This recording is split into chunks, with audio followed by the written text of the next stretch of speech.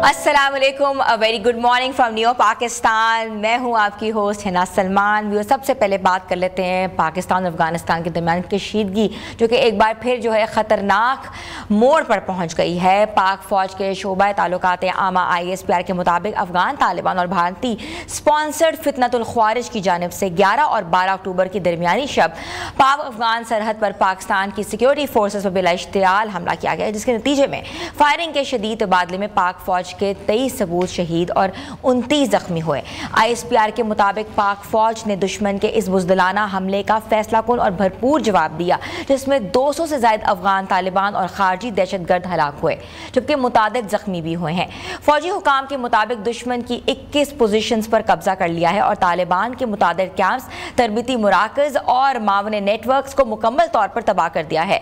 सरकारी बयान में कहा गया है कि यह हमला अफगानिस्तान के अंदर मौजूद दहशतगर्द तंजीमें, खास तौर पर फितनतुल ख्वारिज, दाइश IS के और फितनतुल हिंदुस्तान के नेटवर्क्स के इश्तिराक से किया गया, जिन्हें मुबैना तौर पर भारतीय खुफिया एजेंसियों की पुष्टपनाही हासिल है।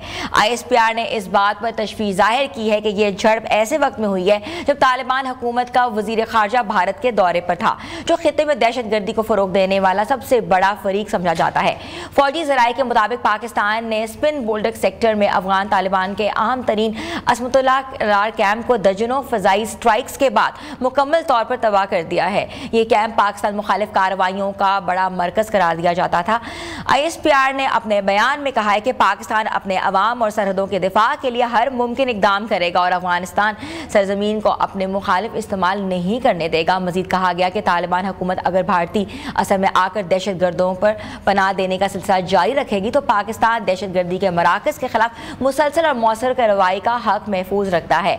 ISPR ने भारत को खित्ते में दहशतगर्दी का सबसे बड़ा सहूलतकार करार देते हुए वाज़ेह किया है कि अफगान सरजमीन के दहशतगर्दी के लिए इस्तेमाल करना बर्दाश्त नहीं किया जाएगा।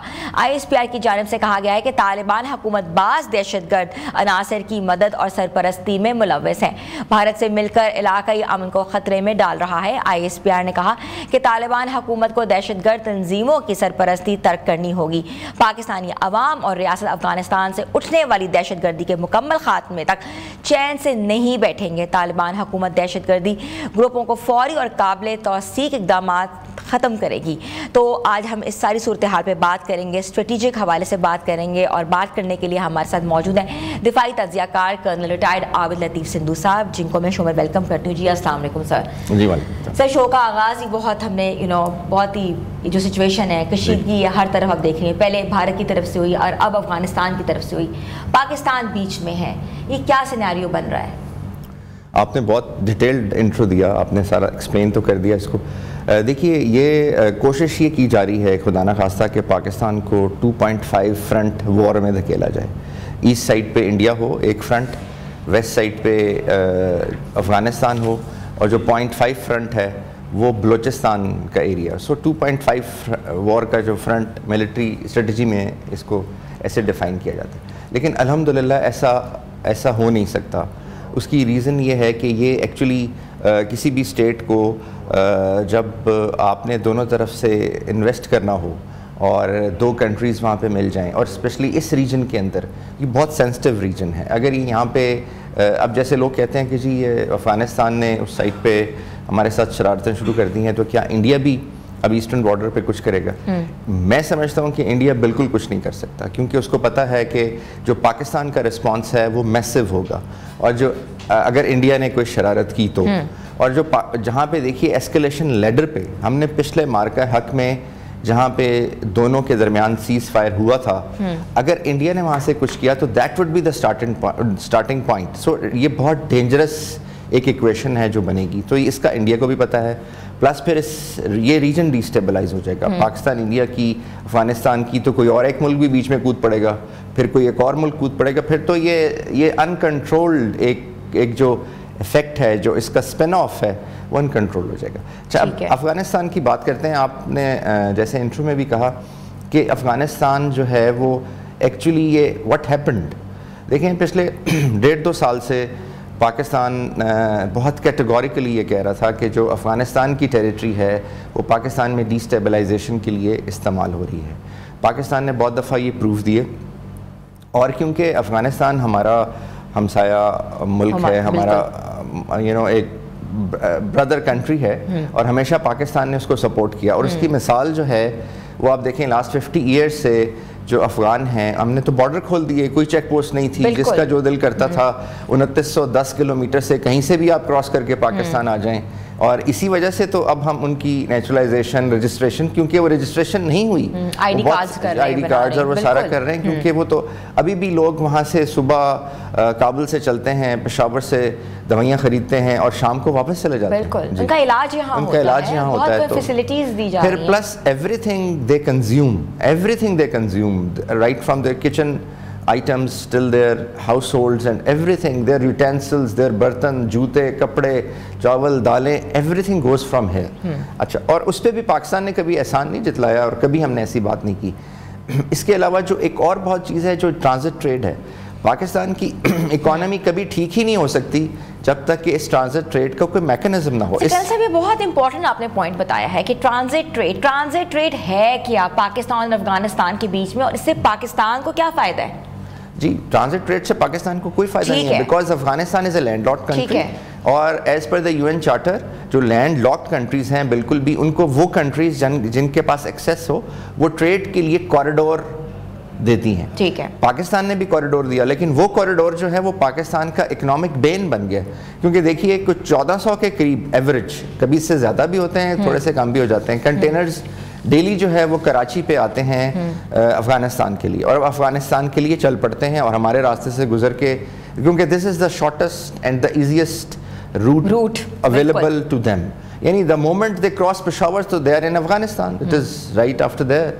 अच्छा जी, अब वहाँ पे उनके अंदर जो आइटम्स होते हैं वो अफ़गानिस्तान में किसी को नहीं चाहिए। अब लोग अफ़गानिस्तान के जो कंट्रैक्टर्स हैं या जो इन्वेस्टर्स हैं वो वहाँ पे वो आइटम्स मंगवाते हैं और वहाँ पे कोई कस्टम का सेटअप नहीं है, कोई कुछ नहीं है, ज़ाहिर है इस पे ड्यूटी भी नहीं है उनके लिए। अब वो जो चीज़ वहाँ आती है उसके बाद वहीं से वो ट्रेवर्स करके पाकिस्तान आ जाती है और यहाँ पे वो 3 गुना कीमत पे बिकती है और उसके पैसे मैं और आप देते हैं, जिससे डॉलर कन्वर्ट होते हैं और यहाँ से डॉलर एवेपोरेट हो जाता है और वो सारा डॉलर वहाँ चला जाता है।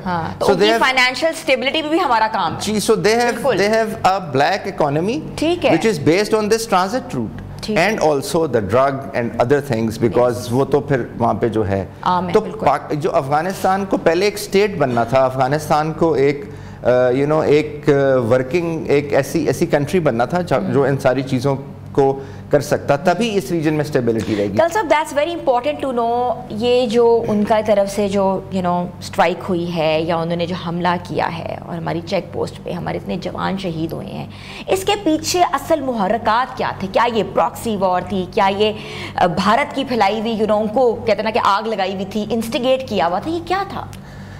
देखें, ये बेसिकली इसमें तो आपको शक नहीं रह गया कि the Afghan regime, present Afghan regime is acting as a proxy, और प्रॉक्सी टू इंडिया की वो प्रॉक्सी है। मतलब दे आर ऐसे कर रहे हैं जैसे कि mercenary anybody who is available for sale and they are give the money एंड आप कुछ भी करा सकते हैं। सो हमारे जो डिफेंस मिनिस्टर उन्होंने कहा भी कि जब हमने उनको बताया कि जी आपकी साइड से ये सारी इंटरफेरेंस होती है, दरअंदाजी होती है और टेररिस्ट आते हैं, तो उन्होंने कहा हम इनको रोकने की कोशिश करेंगे, लेकिन इसके लिए हमें दिस मच ऑफ अमाउंट दे दो तो तब हम बात करेंगे। ठीक है। सो ये तो एक तरह से मतलब इट इज इमोरल, जी, डिप्लोमेटिकली इमोरल। अच्छा, अब देखें कि ये है क्यों, क्या होता क्या था कि पाकिस्तान से जो पाकिस्तान ने इसको, पाकिस्तान के जो सब्र का पैमाना 2-2.5 साल में लबरेज हुआ और यहाँ तक बात पहुँची कि जब इन्होंने कल 9 पोस्टों पे अटैक किया तो पाकिस्तान ने इन रिटेलिएशन, इन रिस्पॉन्स जो है वो बहुत मैसिव अटैक किया। आखिर ये हुआ क्यों?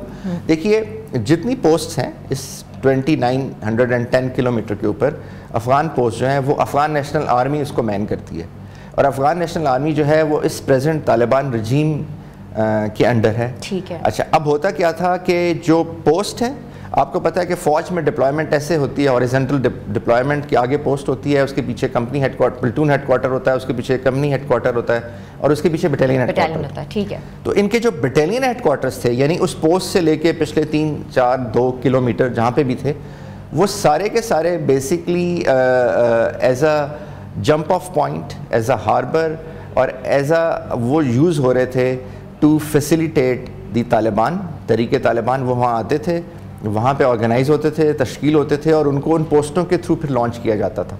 सो इसका मतलब है कि directly Afghan national army which is under Taliban regime was involved into creating the disturbance, into pushing the terrorist into Pakistan.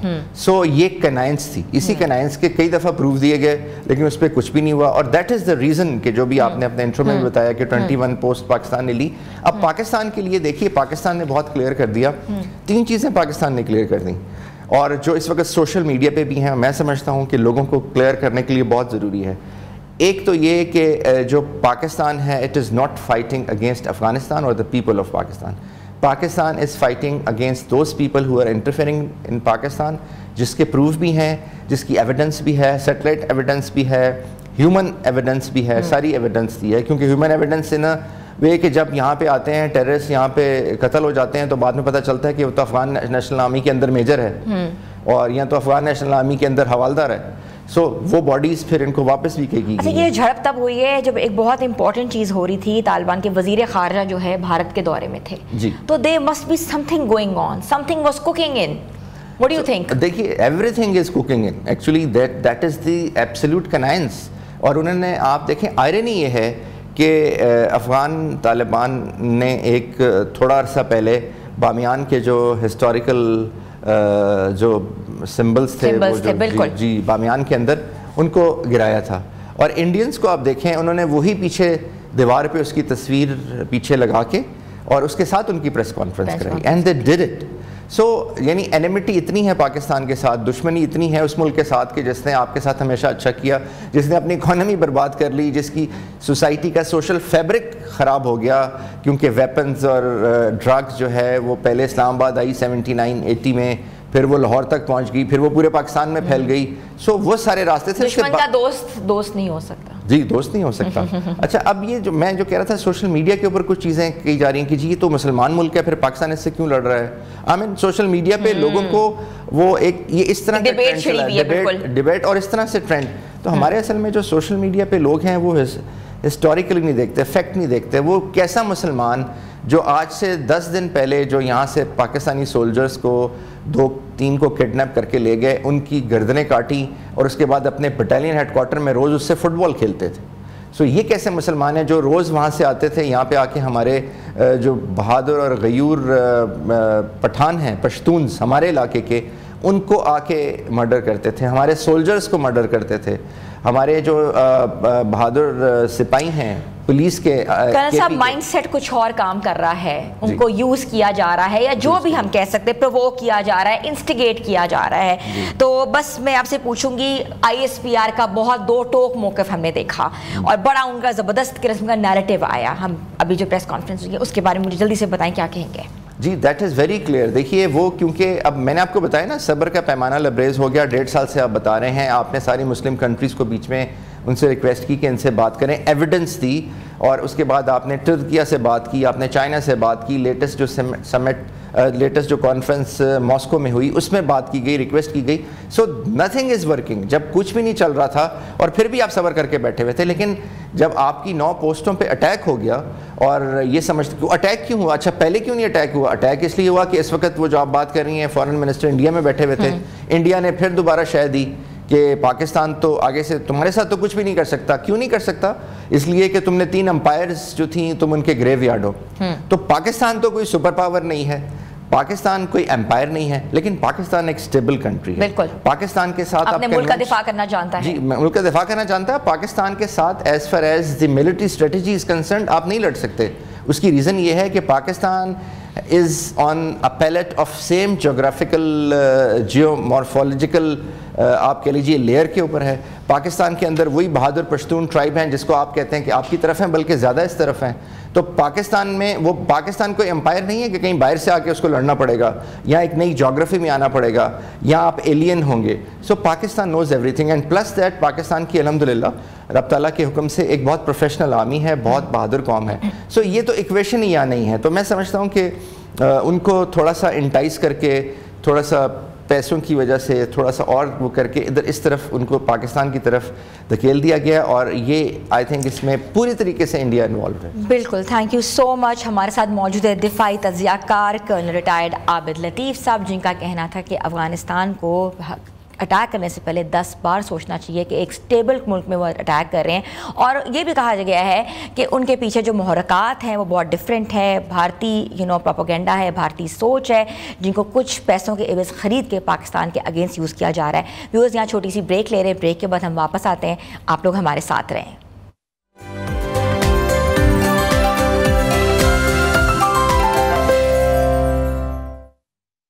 Welcome back viewers. बात करते हैं एथलेटिक्स के हवाले से। पाकिस्तानी एथलेटिक्स में एक बड़ा तनाज़ा सामने आया है।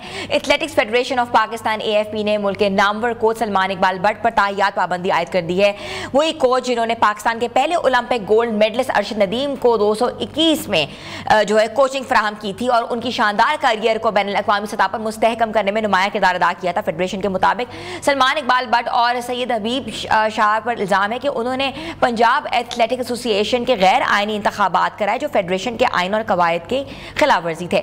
इस बुनियाद पर सलमान इकबाल भट्ट पर ताहियात और हबीब शाह पर 10 साल की पाबंदी आयद कर दी गई है। फेडरेशन का मौक़िफ़ है कि एक इंक्वायरी कमेटी तश्कील दी गई थी, ताहम दोनों अफराद कमेटी के सामने पेश नहीं हुए। दूसरी जानिब सलमान इकबाल भट्ट के करीबी ज़राए का कहना है कि उन्हें ताहाल इस फैसले का बाकायदा नोटिफिकेशन मौसूल ही नहीं हुआ। नोटिफिकेशन मौसूल होने के बाद वो आइंदा की कानूनी और कहते हैं कि इदारा जाती लाए अमल का ऐलान करेंगे।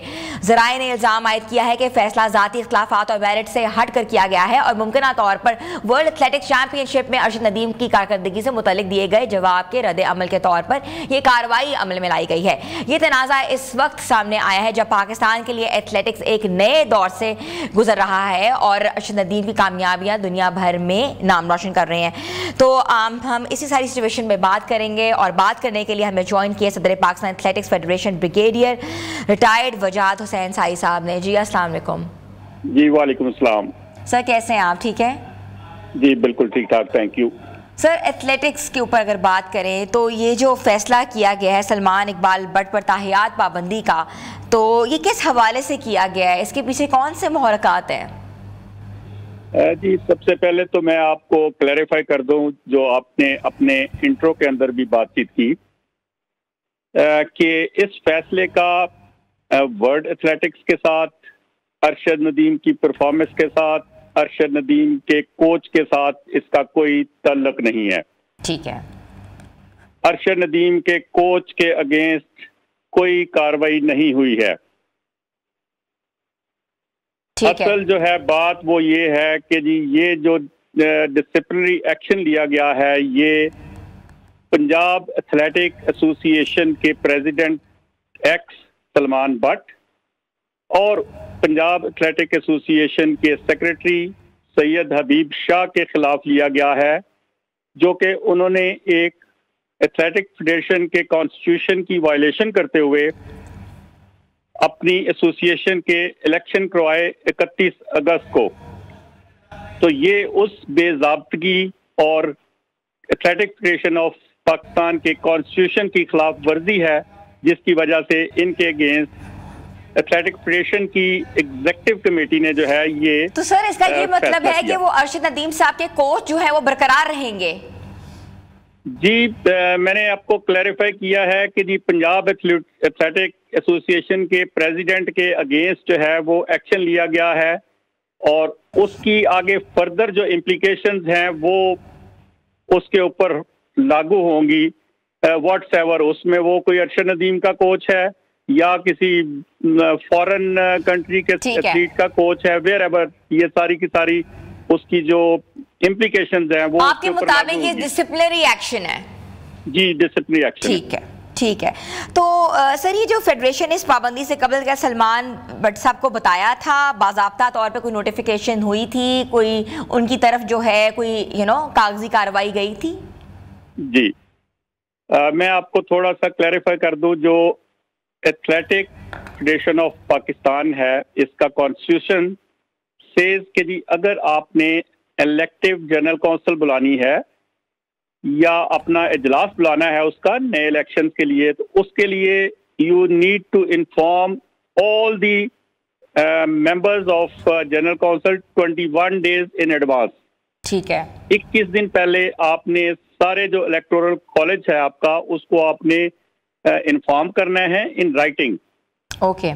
उसके बाद you should receive names of those people who want to contest the election 7 days prior to the date of election.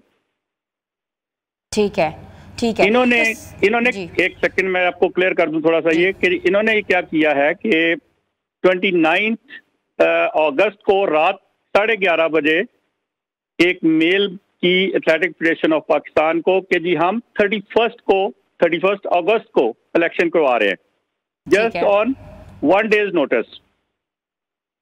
Athletic federation ने इनको 30 अगस्त को बता दिया कि ये जो आप इलेक्शन करवाने की कोशिश कर रहे हैं these are unconstitutional, athletic federation के कॉन्स्टिट्यूशन के वायलेशन हमें करवा रहे हैं, तो इसलिए काइंडली आप इस प्रोसीजर को जो कॉन्स्टिट्यूशन के अंदर दिया गया है इसको फॉलो करें। ठीक है। और उसके बाद फिर दे डिड नॉट बॉदर और इन्होंने 31 को इलेक्शन करवाने की कोशिश की, जिसके अंदर 40 जो है वो आपके ये हैं डिस्ट्रिक्ट्स हैं, तो उसमें से 4-5 डिस्ट्रिक्ट की रिप्रेजेंटेशन थी, बाकी कोई बंदा था ही नहीं। इंटरेस्टिंग बात ये है कि जी जो सीनियर वाइस प्रेसिडेंट है पंजाब एथलेटिक एसोसिएशन के मिस्टर असगर गिल, उनको भी 30 अगस्त तक जो है वो पता ही नहीं था कि जी एसोसिएशन के अंदर कोई इलेक्शन हो रहे हैं। ठीक है। उसके बाद हमने इनसे सेक्रेटरी जो है सैयद हबीब शाह और Salman Bhatt president Punjab athletic association से, इनसे हमने एक्सप्लेनेशन मांगी कि जी ये आपने एक गलत इलेक्शन करवाए हैं जो कि कॉन्स्टिट्यूशन की वायलेशन के अंदर करवाए हैं, तो हमें आप अपने एक्शन की कोई रीजंस दे दें, whatever plausible reasons you have, so that we should know कि जी इस वजह से आपने करवाए। उसका कोई सेटिस्फैक्ट्री जवाब नहीं आया। जब सेटिस्फैक्ट्री जवाब नहीं आया तो वी डिसाइडेड कि जिसकी एक इंक्वायरी कमेटी बनाई जाए सो दैट कि जी फर्दर इसको जो है प्रोव किया जाए and we should give them an additional chance कि जी ये आपने हमारे पास आके इंक्वायरी कमेटी के पास बताएं ताकि इनका स्टांस जो है वो क्लियर हो सके। सही है। ना इन्होंने इन राइटिंग कोई जवाब जमा करवाया, ना इन्होंने जो है वो पर्सनल अपीयरेंस दी कमेटी के सामने। कमेटी ने इनको 2 से 3 चांसेस दिए, पहली दफा इन्फॉर्म किया, दूसरी दफा रिमाइंडर दिया, फिर तीसरी दफा दोबारा इनको बताया कि जी अगर आप कमेटी के पास नहीं आएंगे तो फिर कमेटी विल प्रोसीड, फैसला सुना देगी। ठीक है। अच्छा, इंक्वायरी कमेटी में शामिल अरकान कौन कौन थे? जी कमेटी के अंदर ब्रिगेडियर गजनफर हैं हमारे, एथलेटिक फेडरेशन के जो है वो मेंबर हैं एग्जीक्यूटिव कमेटी के और एडवाइजर हैं टू द प्रेसिडेंट। वो थे इसके चेयरमैन या प्रेसिडेंट कह लें आप, और उसके साथ 3 और मेंबर्स थे। ठीक है। राशिद भट्ट साहब हैं, मिस आबदा तनवीर थी और हसनैन सैयद है जो जॉइंट सेक्रेटरी हैं फेडरेशन के। ठीक है, ठीक है sir, thank you so much. हमारे साथ मौजूद है सदर Pakistan athletic federation brigadier retired वजाहत हुसैन साहिद साहब, जिनका कहना था कि देयर इज अ डिस्प्यूट जो है एक इलेक्शन कराने की जो है वो करवाया गया था, और जो कि इलेक्शन जो था वो कॉन्स्टिट्यूशन के अगेंस्ट था, तमाम मेंबर्स को आगाह नहीं किया गया था और कुछ मेंबर्स ने मिलके ये जो है किया, जिसमें सलमान भट्ट शामिल थे, मगर वो जो है अरशद नदीम साहब के कोच रहेंगे मगर वो फेडरेशन का हिस्सा नहीं रहेंगे। तो व्यूअर्स ये मौक़िफ़ था। तो छोटी सी ब्रेक पे जा रहे हैं, ब्रेक के बाद हम वापस आते हैं, आप लोग हमारे साथ रहें।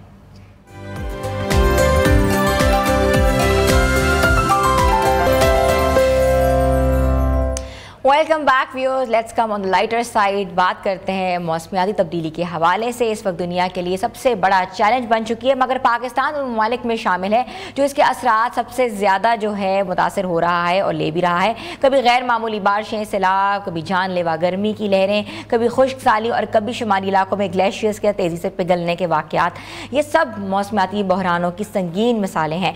अक़वाम मुत्तहिदा की हालिया रिपोर्ट्स के मुताबिक पाकिस्तान दुनिया के उन 5 ममालिक में शामिल शामिल है, जो कि क्लाइमेट रिस्क इंडेक्स में मुसलसल खतरे के ज़िम्मे में आते हैं। 2022 के तबाहकुन सैलाब ने मुल्क के 1/3 हिस्से को पानी में डुबो दिया, जिससे लाखों अफराद बेघर हो गए और जो है उस बहुत नुकसान भी हुआ। ये सूरत हाल जाहिर करती है कि मौसमियाती तब्दीली महज माहौलियाती मसला नहीं है, बल्कि माशी, समाजी, इंसानी बहरान की शक्ल इख्तियार कर चुकी है।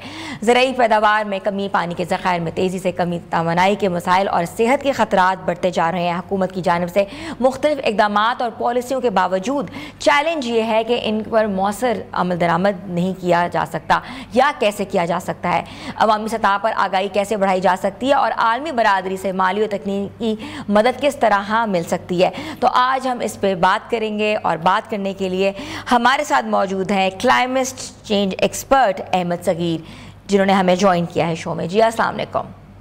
जी वालेकुम अस्सलाम। जी सर, सबसे इम्पॉर्टेंट चीज़ है कि वेदर और क्लाइमेट में क्या फ़र्क है? क्या ये दोनों चीज़ें एक हैं या अलग अलग हैं? देखिए, इसमें फ़र्क तो है और काफ़ी ज़्यादा फ़र्क है इसके अंदर।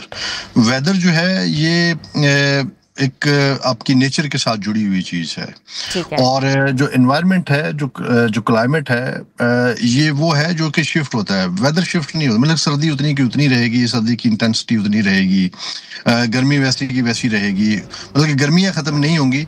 ये तो हो सकता है कि हम गर्मी की शिद्दत को कम या ज़्यादा कर लें दरख्त लगाने से।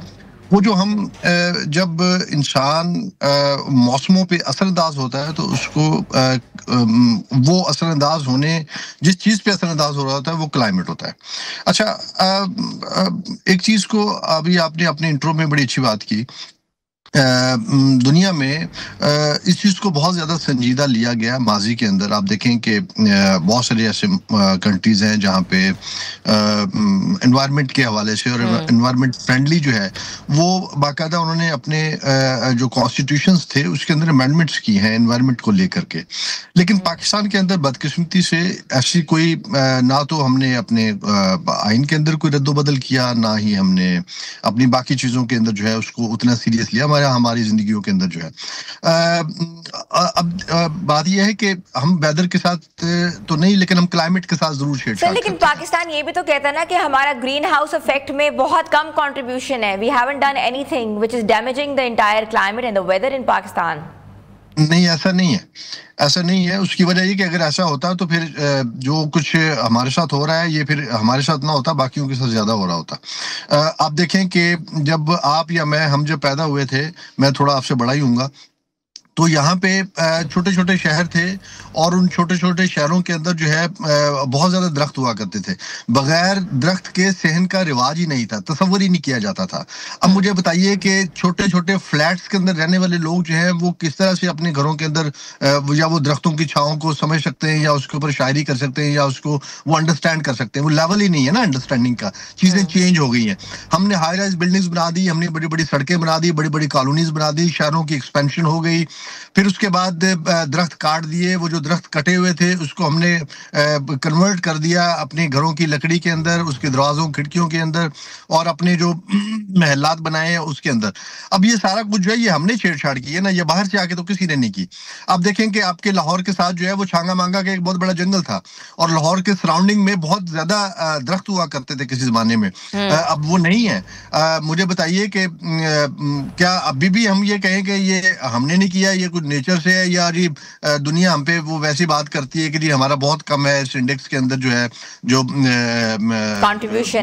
कंट्रीब्यूशन जो है वो हमारा, तो ऐसा नहीं है। हमारा कंट्रीब्यूशन कहीं ज्यादा। आप देखिए जो पोल्यूशन है उसमें आलूदगी पैदा करने वाले ममालिक में हमारा नंबर बहुत बड़ा है, हम बहुत आगे हैं। और हर तरह की आलूदगी हमारे यहाँ भट्ठे हुआ करते हैं। आप देखिए भट्ठों के अंदर से जो आलूदगी हो रही है, वो जो धुआं निकल रहा है वो कहाँ जा रहा है? इधर ही है ना। आप देखेंगे लाहौर के अंदर स्मोक होती है, और कितनी ज्यादा स्मोक होती है। फैसलाबाद, पूरा पंजाब जो है वो स्मोक में अब जो है घिर जाता है।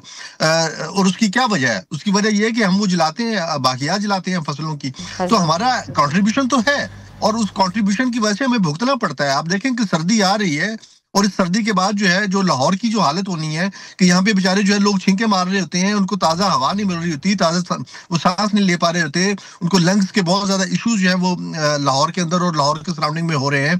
आप देखिए फैसलाबाद के पानी के अंदर देखें हेपेटाइटिस कितना ज़्यादा हो गया है। तो ये सारे का जो है ये उसकी वजह ये है कि हमने वाटर को वो जो क्लीनिंग है वो नहीं की। ये सारा कुछ ये क्लाइमेट के जिम्मे में आता है ना, कि हमने ओवरऑल जो है वो पूरे के पूरे एनवायरनमेंट को हमने जो है पोल्यूटेड कर दिया है, और उस पोल्यूटेड एनवायरनमेंट के इफेक्ट जो है वो हम पर भी आ रहे हैं और बाकी दुनिया पे भी जा रहे हैं। हमारे साथ वाला मुल्क चूंकि हमसे ज्यादा बड़ा है, भारत की मैं बात करता हूँ, तो वहां पे ज्यादा है ये चीज जो है, और हमारे यहाँ हम थोड़े छोटे हैं तो हमारे यहाँ कम है। मुझे बताइए आपकी कल्टिवेटेड लैंड कितनी रह गई है पीछे?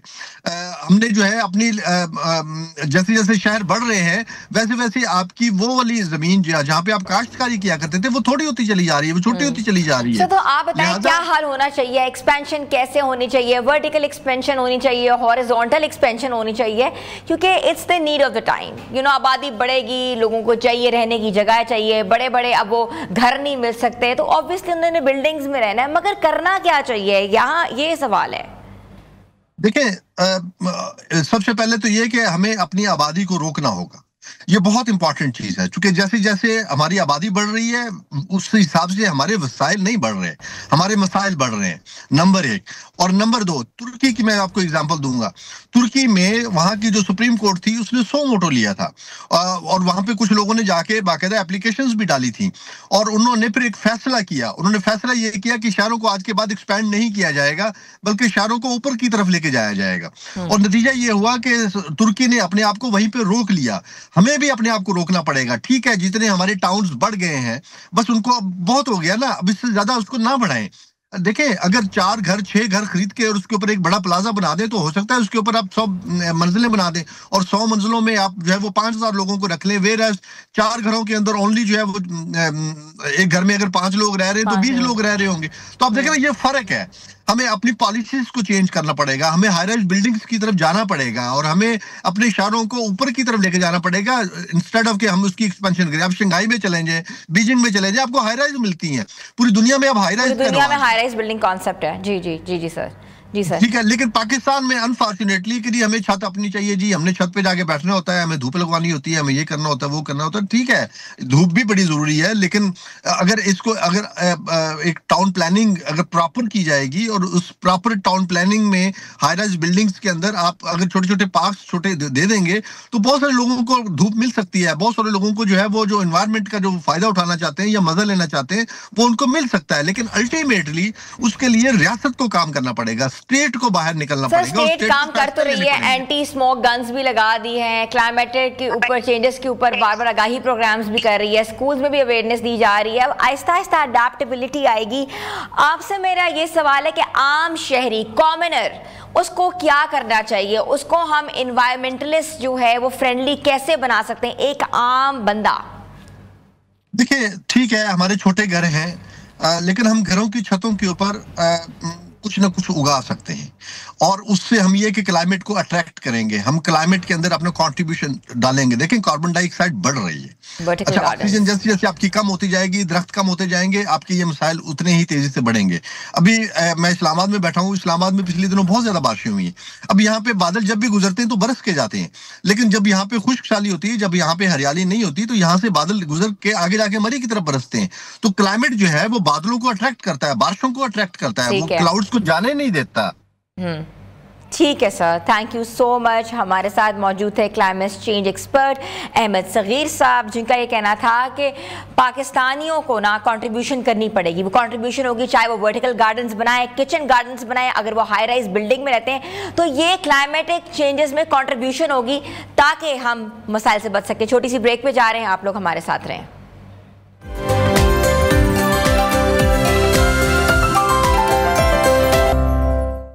Welcome back viewers. Cricket comes home. Pakistan जनूबी अफ्रीका के दरमियान टेस्ट मैचेस की सीरीज के पहले टेस्ट में कज़ाफी स्टेडियम लाहौर में आज दिलचस्प मुकाबला जो है वो देखने को मजीद मिल रहा है। पहले रोज के अख्ताम पर पाकिस्तान ने 5 विकेटों के नुकसान पर 313 रन बना लिए, और दिन के अख्ताम पर मोहम्मद रिजवान 62 और सलमान अली आगा 52 रन के साथ क्रीज पर मौजूद हैं। मैच का आगाज कुछ मायूस कर अंदाज में हुआ जब कौमी टीम की पहली विकेट महज तीसरी गेंद पर गिरी ओपनर अब्दुल्ला शफीक सिर्फ 2 रन बनाकर पेविलियन लौट गए और ताहम कप्तान शान मसूद और ओपनर इमाम उल हक ने जिम्मेदाराना बल्लेबाजी का मुजाहरा करते हुए पाकिस्तान को शानदार जो है आगाज फराहम किया। दोनों ने अपनी निफ्स सेंचुरियां मुकम्मल की और दूसरी विकेट के लिए कीमती शराकत कायम की। शान मसूद 76 रन बनाकर आउट हुए, जबकि इमाम उल हक 93 रन के साथ बदकिस्मती से सेंचुरी मुकम्मल ना कर सके। साबिक कप्तान की बात की जाए, बाबर आजम एक बार फिर जो है नाकाम रहे, वो सिर्फ 23 रन बना सके, जबकि साउद शकील खाता खोले बगैर ही पेविलियन लौट गए। बाद अज़ां की बात करें, मोहम्मद रिजवान और सलमान अली आगा ने शानदार शराकत कायम करते हुए टीम को मुस्तहकम किया। दोनों ने छठी विकेट के लिए 112 रन की पार्टनरशिप बनाई और दिन के इख्तिताम तक टीम को 300 के हिस्से तक आगे गए। जनूबी अफ्रीका की जानिब से जो है सिवरान मैथ्यू सामी ने 2 जबकि लेक्सो हर और साइमन हार्बर ने पर पेविलियन जो है सेब्रीन को एक विकेट हासिल की। ये मैच पाकिस्तान की वर्ल्ड टेस्ट चैंपियनशिप 2025-2027 मुहिम का आगाज़ है। कप्तान शान मसूद के मुताबिक टीम इस बार नताइज हासिल करने के लिए जारियाना हिकमत अमली अपनाएगी ताकि गुज़श्ता साइकिल की कमज़ोरी और जो की कारकर्दगी थी उसका इजाला किया जा सके। जनूबी अफ्रीका की टीम जो है पिछले साल लॉर्ड्स में ऑस्ट्रेलिया को हरा कर वर्ल्ड टेस्ट चैंपियनशिप बनी थी। इस वक्त मजबूत कॉम्बिनेशन के साथ मैदान में उतरी है। तो इस सारी सूरत हाल पे हम बात करेंगे, क्रिकेट के ऊपर बात करेंगे। तो हमारे साथ मौजूद हैं स्पोर्ट्स एनालिस्ट सैयद मोहम्मद अवैस, जिनको मैं वेलकम करती हूँ। जी अस्सलाम वालेकुम। वालेकुम सलाम।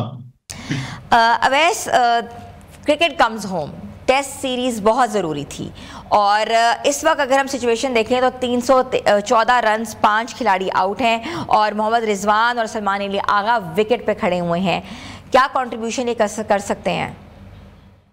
देखिए, एक अच्छी बात है कि पाकिस्तान का आगाज कल, मुझे पता है कि वो मायूसकुन जरूर था। अब्दुल्ला शफीक की आपने इंटरव्यू में बात की, अगर मैं उसके टोटल स्टैट्स की बात करूं तो 9वीं दफा है कि वो सिंगल फिगर्स के अंदर आउट हो रहा है। 5 से ऊपर उसका स्कोर गया नहीं है, 5 तक ही अपना वो स्कोर कर चुका। दैट शोज के कहीं ना कहीं ओपनिंग डिपार्टमेंट के अंदर शायद पाकिस्तान को आगे जाके चेंजेस करने की जरूरत होगी, लेकिन मसला फिर वही आ जाता है कितने टेस्ट मैचेस आपने इस एरा में खेले। लेकिन एक अच्छी बात थी कि पाकिस्तान टीम कल आपको डिफरेंट कलर्स के अंदर नजर आई। आप टेस्ट चैंपियन के खिलाफ आप खेल रहे हैं क्योंकि टेस्ट चैंपियनशिप उन्होंने जीती हुई है, वो टीम डिफरेंट ऑरा के अंदर आ रही है और आप उसके खिलाफ खेल रहे हो और एक बड़ा पॉजिटिव इंटेंट आपको नजर आया। दैट शोज जब हम बात करते हैं कि डोमेस्टिक क्रिकेट कितनी इंपॉर्टेंट है, कि इमाम उल हक ने, आपको पता है, इससे पहले काउंटी के अंदर जाके परफॉर्म किया था, बैक टू बैक उसने 100 भी बनाई। उसके अलावा शान मसूद की बात करें, वो 4 डे क्रिकेट या 1 डे क्रिकेट जो काउंटी है वहां पर वो खेल के आ रहे हैं, वो दिखाता है कि आप कितना इन टच इस रेड बॉल क्रिकेट और खासकर कंसिस्टेंसी के साथ आप रहे हो। तो पाकिस्तान का कल एक बड़ा जबरदस्त दिन था, लेकिन वो जो पाकिस्तान की बात हमेशा हम करते हैं ना कि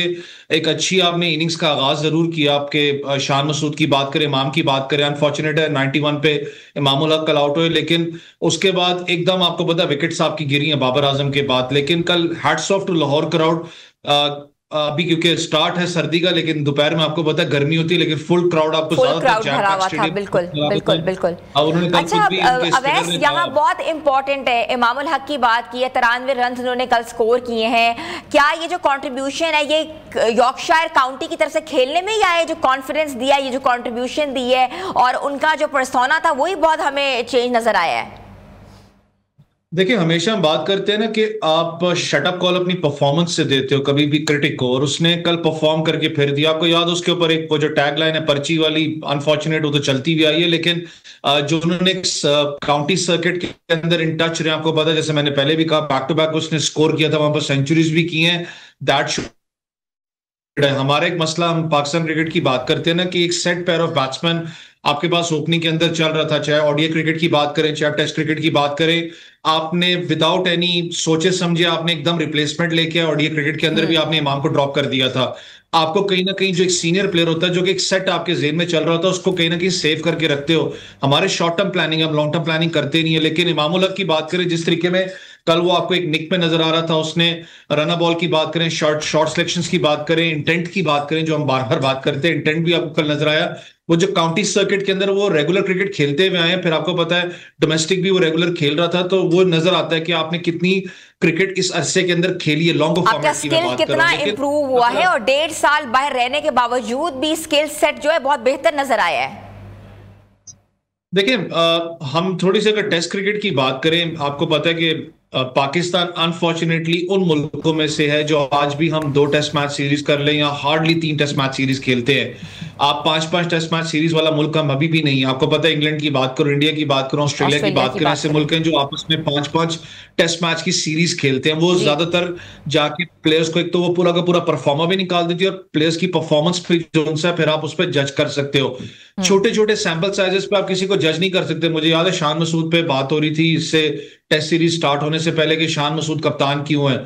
2 टेस्ट मैच की सीरीज है, मुझे बताया ना इसमें क्या आप सैंपल साइज किसी का डिफाइन करेंगे। फिर वही मैंने जो कहा कि आप शट अप कॉल देते हो अपनी क्रिटिक्स को अपनी परफॉर्मेंस से। शान मसूद ने आके कल परफॉर्म किया और उसकी बड़ी हैफ्टी इनिंग्स थी। वो अनफॉर्चुनेटली 100 को वो अपना नहीं कर सका, कंटिन्यू लेकर 100 पे नहीं जा सका, लेकिन जिस तरीके से दोनों ने एक इनिंग्स प्रोवाइड की थी, पाकिस्तान एक स्टेबल पोजीशन में जरूर गया। लेकिन एक माइंड में एक बात मेरे जरूर अभी भी आती है कि जब आप टेस्ट क्रिकेट की बात करते हैं, बॉलर्स आपको टेस्ट क्रिकेट जिता के देते हैं। मसला आपका आता है जिस वक्त पाकिस्तान की बैटिंग करने जाती है दूसरी इनिंग्स में, क्योंकि जहां पर आपने या तो इनिंग्स को बिल्ड करना है या आपने चौथी इनिंग्स के अंदर जहां पर इनिंग्स को जीतना है, पाकिस्तान वहां पर स्ट्रगल करते हुए आपको नजर आता है। कल भी अगर आप देखें तो आपकी ओपनिंग डिपार्टमेंट के बाद अगर वन डाउन पोजीशन में देखें तो आप स्टेबल इनिंग्स नजर आई। बाबर आजम ने आके एक अच्छा बीच में स्कोर किया, लेकिन उसके बाद एकदम आपके खिलाड़ी 2-3 आउट हुए हैं। वो प्रेशर फिर आप पे माउंट हो रहा था। लेकिन कल रिजवान की बात करें, आगा सलमान पे बहुत ज्यादा आपको पता है प्रेशर था जब से वो एशिया कप वाला मामला हुआ है कि क्या वो कंटिन्यू नहीं करेंगे, साइकोलॉजिकल प्रेशर कप्तान होंगे नहीं होंगे, बहुत से इश्यूज चल रहे हैं। बिल्कुल ऐसे ही। अच्छा, हम थोड़े से बाबर आजम पे नजर डालते हैं। अब एक स्पोर्ट्समैन, अब एक स्टार पाकिस्तान का, पहले भी बात हुई एशिया कप से ड्रॉप कर दिया, होते तो आज एशिया कप हमारे पास होता। तो बाबर आजम के ऊपर आप क्या कहते हैं? I think he score 23 runs. क्या is he meant for test or he should be gone to a modern cricket because we couldn't see the performance yet? देखिए, कल आपको पता जो साउथ अफ्रीका के स्पिनर है उन्होंने भी कहा कि बाबर को मैं पहले नहीं जानता था। तो जब वो क्राउड बार बार शोर मचा रहा था बाबर बाबर, जब वो विकेट के ऊपर आया जो तब समझ आई कि बाबर आजम है। अब स्टार तो हैं ऑब्वियसली पाकिस्तान ने, मैं कहता हूं कि अपराइजिंग स्टार हैं। जिस तरीके से उनको बिल्डअप किए, फैन फॉलोइंग है। कल भी आप क्राउड देखें तो बात ये हो रही थी कि शायद बाबर आजम को सारा का सारा क्राउड देखने आ रहा है। शान मसूद की बात करें, जब वो बैटिंग कर रहे थे तो लोग यही कह रहे थे कि जल्दी आउट हो, बाबर को लाओ। तो यार वो क्रिकेट थी। पाकिस्तान ऑब्वियसली एक अच्छी कमांडिंग पोजीशन में था, लेकिन दैट शोज कि आपका एरा कितना हीरो एंड करिश्मा जो है वो लोगों में आज भी इंजेक्टेड है, जो कि नहीं निकाला जा सकता। मगर वही बात है, स्किल सेट, परफॉर्मेंस मैटर करती है। वैसे देखिए, हमें एक चीज आइडेंटिफाई, एक चीज समझनी पड़ेगी। आई नो कि बहुत बड़े प्लेयर है, मैं खुद भी ऑब्वियसली उनको फॉलो करता हूँ। रिजवान की बात करें, बैकबोन है क्योंकि सीनियर कैंपेनर्स हैं, उन्होंने काफी मैचेस खेले। मुझे पता है कि लोगों का इख्तलाफ, मेरा इख्तलाफ होता है कि यार मॉडर्न डे क्रिकेट वाला, वो T20 की मैं बात कर रहा हूँ, टेस्ट की बात नहीं कर रहा, कि उसके अंदर उनका वो चीज मैच नहीं करती। लेकिन कहीं ना कहीं आपको एक सीनियर प्लेयर्स की जरूरत होती है और ऑब्वियसली दोनों सीनियर प्लेयर्स ने पाकिस्तान को सर्व किया है। लेकिन एक हमेशा में एक बात याद रखनी पड़ेगी, मैं कोई अगेंस्ट बात नहीं कर रहा, वैसे एक जनरली बात कर रहा हूँ कि उस स्टार से बड़ा कोई अपना जो छाती के ऊपर लगा हुआ है, पाकिस्तान से बड़ा कोई प्लेयर नहीं है। पाकिस्तान पहले है तो सब प्लेयर्स हैं। हाँ, ये जरूर हुआ मामला कि पाकिस्तान की बात करें, नेशनल टीम की बात करें, तो मुझे पता है कि बीच में चीजें आई कि जी बाबर आजम को ड्रॉप करें, कुछ नए लड़के लेके आए जो T20 के अंदर लड़के रहे थे। मैं नहीं कहता कि क्रेडिट नहीं ले रहा, बाबर आजम की कमी आपको महसूस होती है, रिजवान की कमी महसूस होती है, लेकिन कोई भी प्लेयर जब पाकिस्तान खेलता है उसको बैकअप की जरूरत होती है। जो लड़के उनको रिप्लेस करके आए थे, मैंने लास्ट टाइम भी बात की थी कि अगर आप उनके बैकडोर पे या अगर आप ड्रेसिंग रूम में बैठ के अगर आप उस विजुअलाइज करो ना, तो आपके ऊपर प्रेशर पता है क्या होता है कि यार उन नामों को मैं रिप्लेस करके आया, मैंने उन नामों की, एक तो मैंने उनको रिप्लेस करके उस नाम के लिए फाइट करना है कि यार हाँ, ये डिजर्विंग लड़का था। तो वो परफॉर्मेंस, चाहे साइकोलॉजिकल प्रेशर बहुत ज्यादा होता है। बाहर बैठ के, टीवी के ऊपर बैठ के मैं बात करूं या इधर उधर बात कर लूं, बहुत आसान है। जब उस ग्राउंड के अंदर हो ना, तो बहुत सी चीजें आपके दिमाग में चल रही होती हैं। और लड़कों को बैकअप की जरूरत थी, लेकिन मुझे पता है कि लिटरली मैं खुद कहता हूं कि आपको कमी इनकी जरूर महसूस हुई है। सीजन प्लेयर है और होना चाहिए था, बिल्कुल, they should be a part of the team. अच्छा, अभी थोड़ी सी कंडीशंस पे बात करते हैं। कल भी बताया गया, जैसे सेकंड इनिंग्स में जो पिच थी बहुत ड्राई नजर आ रही थी, ग्रासी थी, but it had a lot of cracks. तो उसके साथ अच्छा, I think there is a glitch within internet. और हमारे जो एक्सपर्ट हैं सैयद मोहम्मद अवैस साहब, जैसे ही हमें ज्वाइन करते हैं हम मजीद उनसे बात करते हैं। I think he is back with us. तो हम बात करेंगे कि रिजवान की परफॉर्मेंस के ऊपर बात करेंगे। मोहम्मद रिजवान इस वक्त क्रीज पर हैं और आई थिंक 65 उनका स्कोर हुआ है। बॉल को बड़े ज़बरदस्त के तरीके से रोक रहे हैं और टोटल इस वक्त अगर हम स्कोर की बात करें तो 318 रन पर इस वक्त पाकिस्तान खड़ी है। अवैस, थोड़ा सा रिजवान के ऊपर बात करते हैं। मोहम्मद रिजवान रिजवान जब भी आते हैं कंट्रीब्यूशन देते हैं, अच्छा खेलते हैं, कुछ ना कुछ देते हैं, फिर भी बहुत सी बातें बर्दाश्त कर लेते हैं, बहुत कुछ उनके साथ होता है, then again he comes up with a smile. क्या कहेंगे? देखिए, यही आपको पॉजिटिविटी चाहिए होती है जब भी आप एटमॉस्फेयर की बात करते हैं, अपनी टीम की बात करें। कल थोड़ा सा मैं विकेट की बात आप शायद बीच में करी थी, विकेट की बात करें तो स्टार्ट ऑफ दी इनिंग्स तो नहीं, लेकिन बीच में आपने देखा होगा कि स्पिनर्स का बॉल ब्रेक हो रहा है, वहां पर ब्रेक हो रहा था बॉल। दैट शोज के आगे जाके जब वेयर एंड टेयर विकेट होगी तो स्पिनर्स इस पर डोमिनेट करेंगे। मैंने इसलिए कहा ना कि पाकिस्तान का बड़ा क्रूशियल होगा कि पाकिस्तान तीसरी इनिंग्स में किस तरीके से परफॉर्म यहाँ पर करता है, क्योंकि आपने इनिंग्स को यहाँ पर या तो लीड होगी, जो भी आपने कंस्ट्रक्टेड इनिंग्स खेलनी है उस पर डिपेंड होगा, लेकिन स्पिन को आपने टैकल करना है।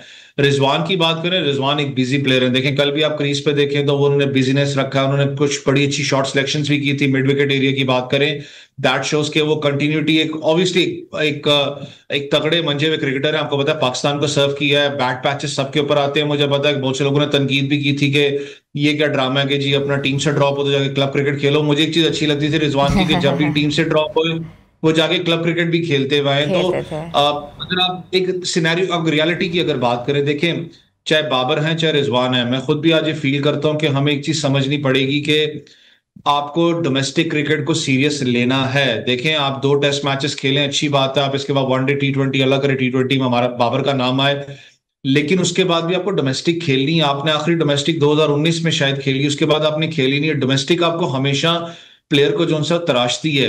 आप अगर दूसरी टीम को उठा के देखें, जो साउथ अफ्रीका के जो स्पिनर की बात करूं, 200 प्लस वो फर्स्ट क्लास मैचेस खेल चुका है। हमारे शायद इतने तो किसी के मैचेस नहीं होंगे अगर पूरी टीम को निकाल के देख लो। जब तक आप सीरियस एक 4 डे क्रिकेट को, डोमेस्टिक क्रिकेट को नहीं लेंगे, ये मसले आपके रहेंगे। आपको जरूरी है कि आप जब तक अपना डोमेस्टिक क्रिकेट को जितना हो सके आपने स्ट्रॉन्ग करने की जरूरत है। बिल्कुल, बैकअप की बात करें, चाहे आप प्लेयर्स की ग्रूमिंग की बात करें, जब तक उसमें जाके अपने आप को आसान अल्फाज में रगड़ा नहीं लगाएगा वो नहीं बनेगा पाकिस्तान के लिए। बहुत आसान है, हमारे तो अनफॉर्चुनेट है ना कि हमने T20 से हम लड़कों को टेस्ट क्रिकेट का डेब्यू करवा दिया, लेकिन अगर आप चाहते हैं कि लड़के लॉन्गर फॉर्मेट्स में जाएं तो जो मैंने आपसे पहले बात की ना कि 4 टेस्ट मैच की सीरीज, 5 टेस्ट मैच की सीरीज आपको रखनी पड़ेगी। आप अगर अभी इस वक्त यंगस्टर को उठा के, डोमेस्टिक सीजन चल रहा है ना, आप किसी यंगस्टर को उठा के देखें तो कहेंगे यार डोमेस्टिक में तुमने पाकिस्तान के आने वाले, तुम ग्रेट एक फास्ट बॉलर हो। वो आगे से पता है जवाब क्या देता है, वो कहता है सर पूरे साल के अंदर मैंने 4 टेस्ट मैचेस खेलने हैं तो मैं सिर्फ 4 टेस्ट मैचेस के लिए बैठा रहूंगा। वो वो फिर भाग जाता है शॉर्ट ऑफ फॉर्मेट क्रिकेट। आपने इस चीज को सीरियस लेना पड़ेगा अगर आप चाहते हैं कि पाकिस्तान की cricket backup players longer format के लड़के वापस आए। अच्छा, साजिद खान की शमूलियत को आप कैसे देख रहे हैं? बीइंग अ स्पिन अटैक से कितना फायदा हो सकता है? I think there is some glitch again. तो हमारे साथ मौजूद थे मोहम्मद अवैस और उनका हम बहुत अभी करते हैं। अगर वो हमारे साथ ज्वाइन कर लिया तो will definitely talk to him because we had a conversation on the cricket. अभी टेस्ट मैच जो दूसरा दिन है वो जारी है और इस वक्त सलमान अली आगा और मोहम्मद रिजवान जो इस वक्त क्रीज पर मौजूद हैं। और रिजवान के अगर स्कोर की बात करें तो ही हैज़ मेड 66 रन्स और 325 5 आउट हैं खिलाड़ी। पाकिस्तान का इस वक्त स्कोर है। हमने सोचा कि हम आपको अपडेट करें, साथ साथ जो व्यूअर्स हमारे जिन्होंने हमें ज्वाइन किया है, हम स्पोर्ट्स पे बात कर रहे हैं, हम स्पोर्ट्स पे पूरा तज्जिया ले रहे हैं। और कज़ाफ़ी स्टेडियम में ये मैच खेला जा रहा है। कहते हैं ना कि लाहौर जो है वो दिल है और क्रिकेट शायकीन का भी वैसी दिल है। और कल देखा जिस तरह का खचाखच स्टेडियम भरा हुआ था तो पता लग रहा था जैसे क्रिकेट कम्स बैक। और टेस्ट क्रिकेट जो है वो एक बहुत इम्पोर्टेंस रखती है और पाकिस्तान का यही हमें हमारे साथ मोहम्मद अवैस बात कर रहे थे कि पाकिस्तान को क्रिकेटिंग नेशन बनना पड़ेगा जिसमें ज़्यादा से ज़्यादा जो है टेस्ट खेला जा सके। 5 टेस्ट खेलने चाहिए पाकिस्तान को, आगे 4 की सीरीज़, 5 की सीरीज़ खेल के ही वो प्रैक्टिस सेशंस ले सकते हैं जिससे पाकिस्तान की कारकर्दगी इंटरनेशनल क्रिकेट में अच्छी हो सकती है। व्यूअर्स, छोटी सी ब्रेक लेते हैं, ब्रेक के बाद हम वापस आ रहे हैं, आप लोग हमारे साथ रहें।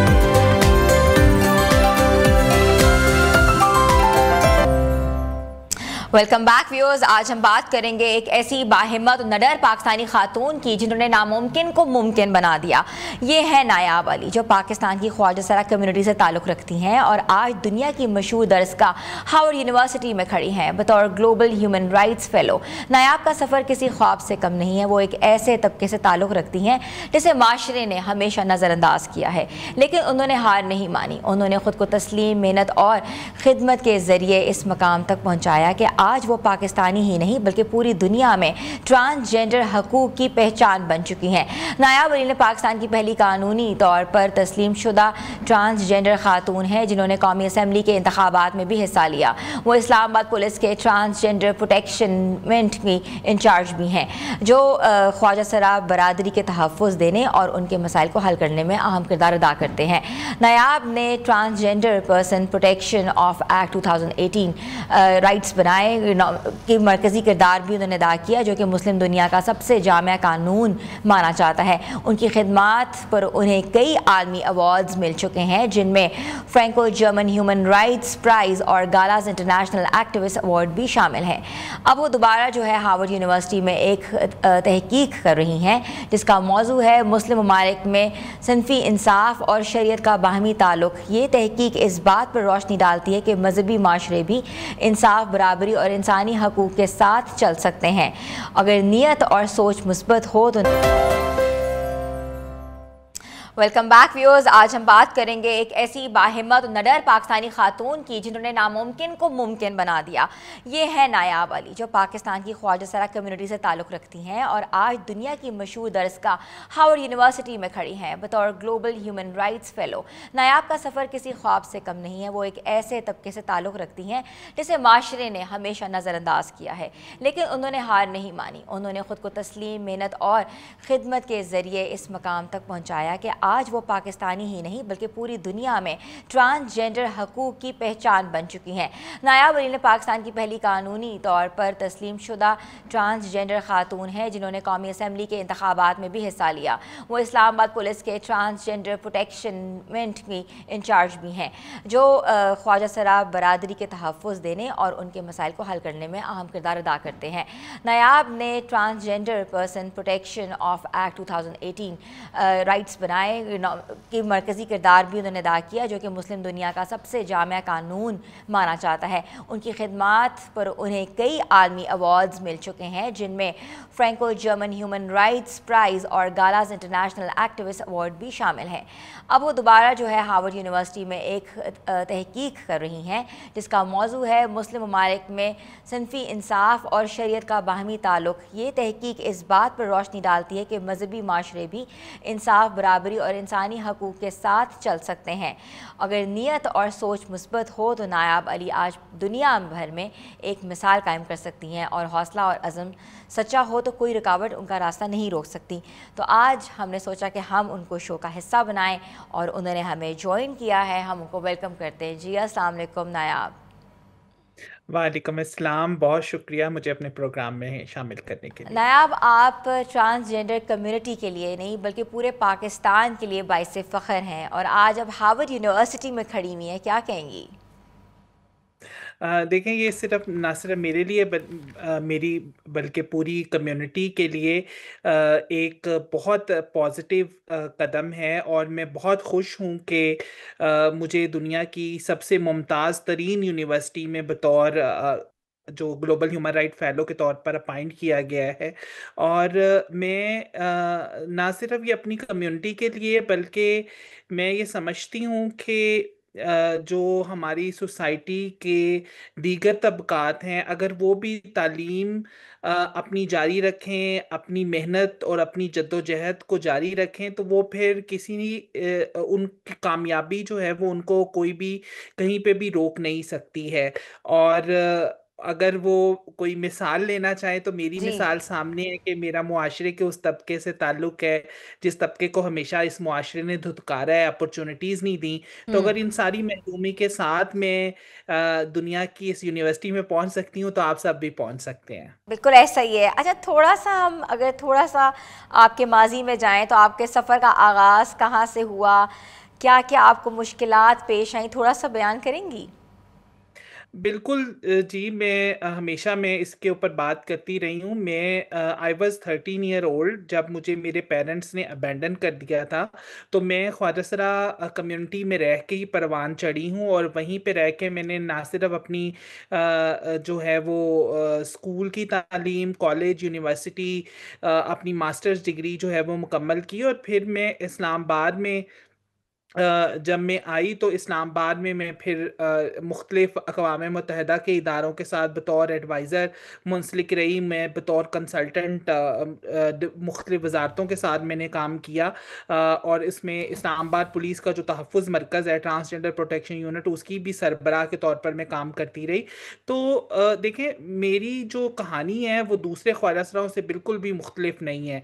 वही जो एक तंज़ का और एक जो प्रेशर होता तफरीक है, का बिल्कुल बिल्कुल तफरीक का बिल्कुल। जो एक मौजू समझा जाता है, हमें बुलिंग का सामना करना पड़ता है, हरासमेंट का करना पड़ता है अपने जो क्लास फेलोज की तरफ से, अपने जो असातिज़ा की तरफ से। तो मेरे साथ भी कोई इस तरह का डिफरेंट नहीं, सलूक कोई कोई ख़ास नहीं हुआ। लेकिन एक अज़्म था, एक हिम्मत थी, एक वो माँ का जुमला था जो मैं अक्सर कहती हूँ कि मेरी अम्मी ने शुरू में, जब मैं छोटी थी तो मुझे वो एक जुमला याद है।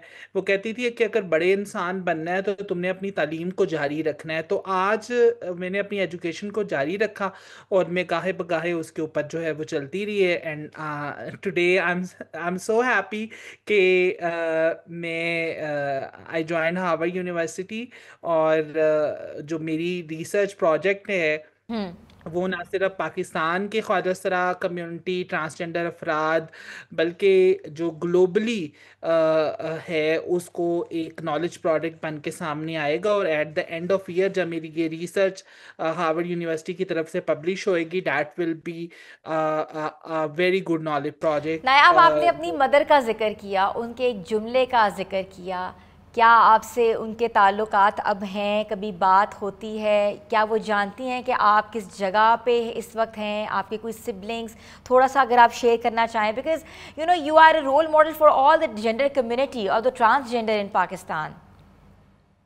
मेरी अम्मी से बिल्कुल बात हो जाती है, फ़ोन पे मेरी बिल्कुल बात हो जाती है। लेकिन अभी भी मुझे अपने घर में वो जाने की इजाज़त नहीं है, क्योंकि हम एक मुआशरे ने इतना मजबूर किया एक फैमिली को, मेरे माँ बाप को, मेरे जो है वो आपके घर में एक ख्वाजा सरा बच्चा पैदा हुआ है तो वो कहीं वो आपके लिए तोहमत है, कहीं वो आपके लिए बाइस निदामत है, कहीं वो आपके लिए बदनामी है।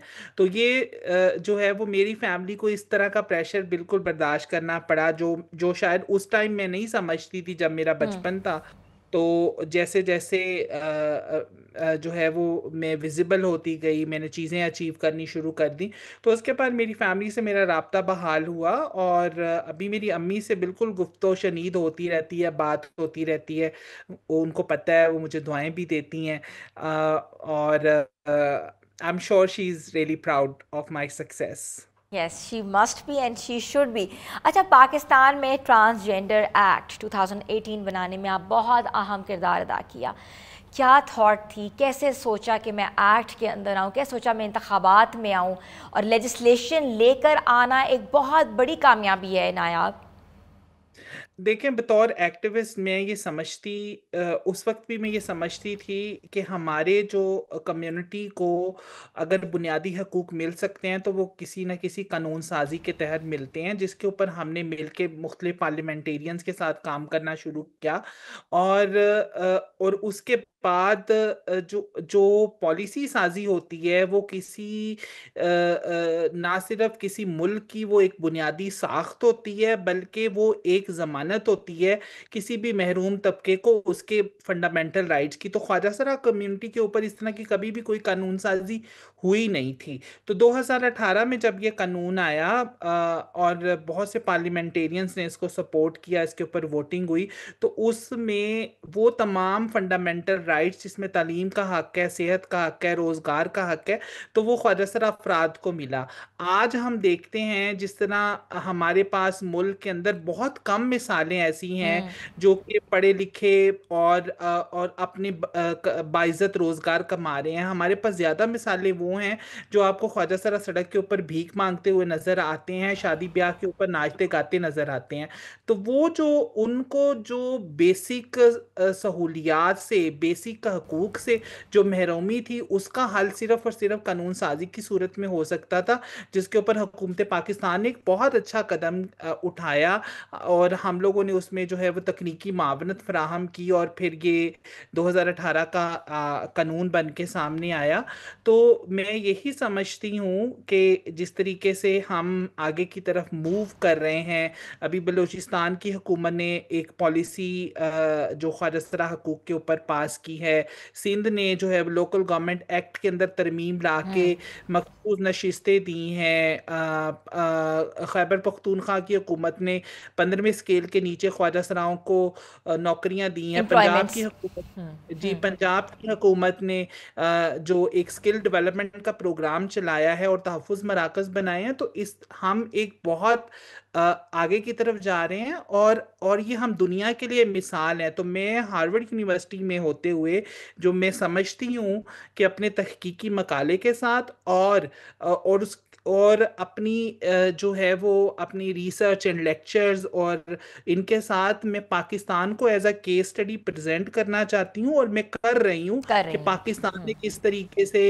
अपने महरूम तबकात को अपलिफ्ट किया है। और जब वो मुझे देखते हैं, they see me as a human right ambassador, कि मैं पाकिस्तान की जो इंसानी हकूक़ की तर्जमानी कर रही हूँ। और जब वो मुझे देखते हैं कि एक ख्वाजा सरा इतने जो है वो अच्छे तरीके से रिप्रेजेंट कर रही है पाकिस्तान को, बिल्कुल ये पाकिस्तान के लिए एक बहुत सॉफ्ट इमेज के साथ साथ एक प्राउड मोमेंट भी है। अच्छा, ट्रांसजेंडर प्रोटेक्शन यूनिट की इंचार्ज यहाँ पे इस्लामाबाद में, इसका मकसद क्या है? क्या प्रोटेक्शन ये प्रोवाइड करता है ट्रांसजेंडर्स को?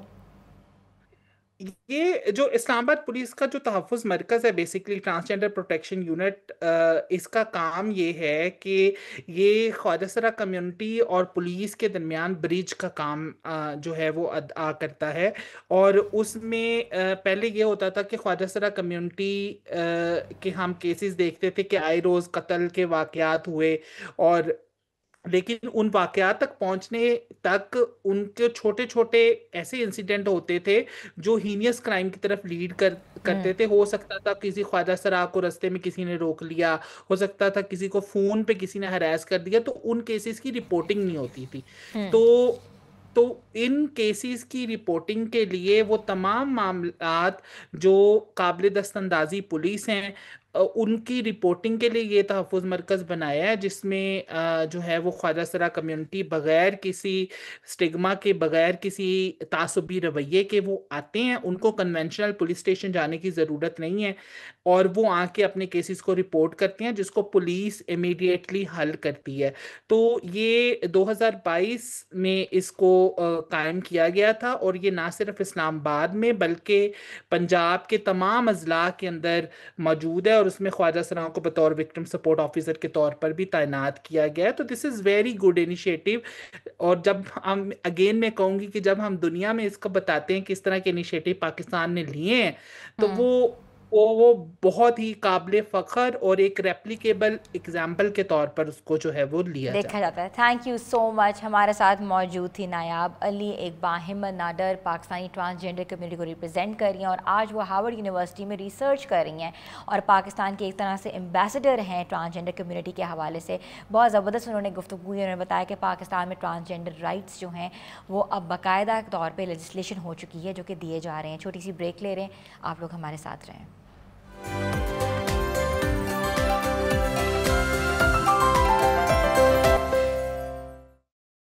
Welcome back viewers. एक ज़बरदस्त स्टोरी आपसे शेयर करते हैं जो कि एक पाकिस्तानी खातून की है और उन्होंने क्या किया आपको बताते हैं। कभी कभी एक ख्वाब जो है सिर्फ ख्वाब नहीं होता, वो एक सिमत बन जाता है, एक रास्ता जो दूसरों के लिए उम्मीद की लकीर खींच देता है। आज हम बात करें एक ऐसी लड़की की, एक ऐसी पाकिस्तानी खातून की जिसने रफ्तार, हिम्मत और जुनून से तारीख़ बदल दी।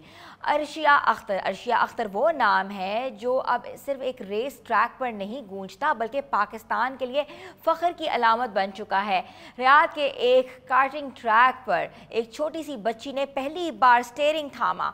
किसी ने नहीं सोचा था कि ये वही बच्ची है एक दिन आलमी सतह पर professional FIA motor sports licence हासिल करने वाली पहली पाकिस्तानी खातून बनेगी।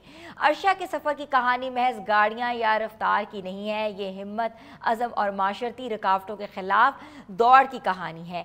जहाँ दुनिया कहती है कि ये मुमकिन नहीं, वहाँ अर्शा कहती है we make our own norms, हम अपने असूल खुद बनाते हैं। एक ऐसा मैदान जो मर्दों के गलबे में रहा, जहाँ ख़वातीन का नाम सिर्फ तमाशाइयों में सुना जाता था, वहाँ अर्शा अख्तर ने खुद को ड्राइविंग सीट पर बिठाया और दुनिया को दिखाया कि वो जज्बा अगर सच्चा हो तो कोई ब्रेक रास्ता नहीं रोक सकता। रियाद से अमेरिका के फार्मूला रेसिंग ट्रैक तक अर्शा ने ना सिर्फ गाड़ियां दौड़ाईं बल्कि ख्वाबों को हकीकत में बदला। उन्होंने साबित किया कि पाकिस्तानी ख़वातीन सिर्फ तालीम, सियासत और समाजी मैदान में नहीं है बल्कि रफ्तार के मैदान में भी दुनिया से कम नहीं। आज अर्शा अख्तर का सफ़र हज़ारों पाकिस्तानी लड़कियों के लिए उम्मीद का सितारा है जो शायद किसी कोने में छुपकर ख्वाब देखती हैं लेकिन डरती हैं कि माशरा क्या कहेगा, लोग क्या सोचेंगे। अर्शा का पैगाम उन सब के लिए अपनी रेस खुद दौड़ो, मंजिलें खुद बनाओ। ये सिर्फ एक लाइसेंस नहीं है, ये कहानी नहीं है, एक ज़हनियत बदलने की कहानी है, एक कौम को यकीन दिलाने की कहानी है कि पाकिस्तानी ख़वातीन सिर्फ हिम्मत नहीं रखती, वो रफ्तार, एतमाद और विजन भी दुनिया से आगे निकल सकती हैं। अर्शा अख्तर, तुमने ना सिर्फ ट्रैक पर कामयाबी हासिल की है बल्कि करोड़ों दिलों पर भी यकीन जगाया है कि कहते हैं कि ये कामयाबी जो है कभी हार नहीं मानेगी। डरते रहना ही ज़िंदगी नहीं है बल्कि उस डर को निकाल के आगे बढ़ना भी ज़िंदगी की तर्जुमानी है, जो कि अर्शा ने कर दिखाया। तो ख्वाब को हकीकत में तब्दील करना हमने सीखा है इस छोटी पाकिस्तानी ड्राइवर से जिसने फार्मूला 1 की रेसिंग में अपना नाम रोशन किया है। तो व्यूअर्स, आज का प्रोग्राम आपको कैसा लगा? अपना फीडबैक ज़रूर दीजिएगा। हमारे सोशल पेजेस पे जाकर कंटेंट पे कमेंट करें, लाइक करें और ज़रूर बताएं कि आप कौन सा कंटेंट मज़ीद देखना चाहते हैं। मिलते हैं कल एक नए शो के साथ, नए अज़म के साथ, नए हौसले के साथ। देखते रहिए, पसंद करते हैं नियो पाकिस्तान।